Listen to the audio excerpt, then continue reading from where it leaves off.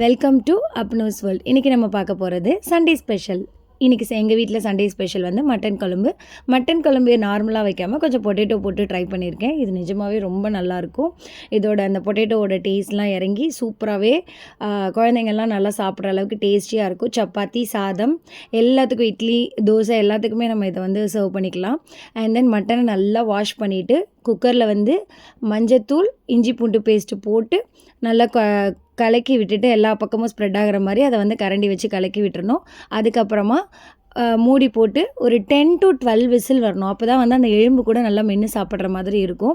So whistle வந்ததுக்கப்புறமா கடாயில் வந்து எண்ணெய் ஊற்றி ஸ்பைசஸ்லாம் ஆட் பண்ணிக்கணும். சோம்பு ஆட் பண்ணிக்கணும். அண்ட் தென் கருவேப்பிலை வந்து போடணும்.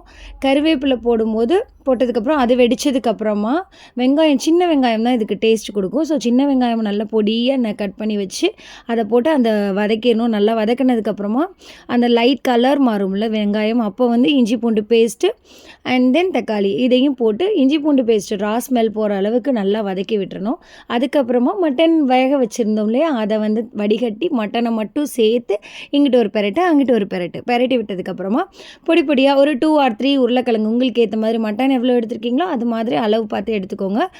உருளைக்கிழங்கு கட் பண்ணி வச்சுருக்கதையும் சேர்த்து இப்படி ஒரு பெரட்டு அப்படி ஒரு பெரட்டினதுக்கப்புறமா மூடி போட்டு ஒரு 2 minutes வச்சுருங்க. அண்ட் தென் மட்டன் வேக வச்ச தண்ணி இருக்கும் இல்லையா, அது ஊற்றணும். அதுக்கு முன்னாடி மஞ்சத்தூள், மிளகாய்த்தூள், மல்லித்தூள் சேர்த்து நல்லா வந்து அந்த மசாலாவோட மிளகாய்த்தூள் அந்த மசாலாலாம் இல்லாமல் நல்லா வந்து எண்ணெயிலே வந்து வதக்கிற மாதிரி பண்ணிடணும். அதுக்கப்புறமா அந்த தண்ணி ஊற்றிங்கன்னா மறுபடியும் மூடி போட்டு ஒரு 2 to 3 minutes வச்சுருக்கணும். அதுக்கப்புறமா உப்பு உங்களுக்கு தேவையான அளவு உப்பு போட்டு குழம்பு கொதிக்கணும். இப்போ நம்ம மசாலா ரெடி பண்ணணும். மசாலாவுக்கு வந்து எண்ணெய் விட்டு சோம்பு, மிளகு, மல்லி, அப்புறமா கசகசா போடணும். அண்ட் தென் கொஞ்சம் சின்னதாக கட் பண்ணி வச்சு கொஞ்சமாக தேங்காய் எடுத்து சின்னதாக பொடியாக கட் பண்ணி வச்சுருக்கணும்.